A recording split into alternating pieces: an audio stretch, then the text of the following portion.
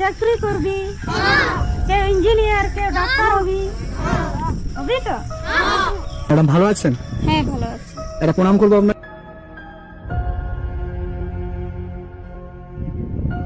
বাচ্চাটি কার? আমার। বাচ্চাটি আপনার? হ্যাঁ। কি নাম? খেরওয়াল মুর্মু।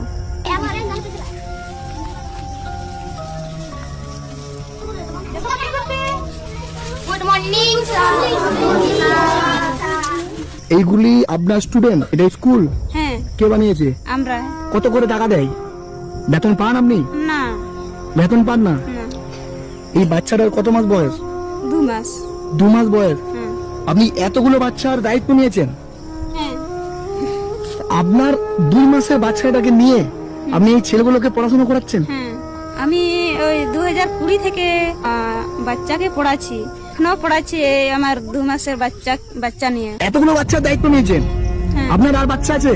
আরেকটা বাচ্চা আছে। কোথায় ও? ও এই তো। এটা এটা আপনার বাচ্চা? মানে সব বাচ্চার সাথে সাথে আপনার বাচ্চাও শিক্ষিত হয়ে উঠছে? হুম। এখানে মানে পড়াশোনা বলতে কিছুই জানতো না বাচ্চারা বা মা বাবারাও, তার জন্য আমি ভেবে চিন্তে আমি বাচ্চাকে পড়াচ্ছি।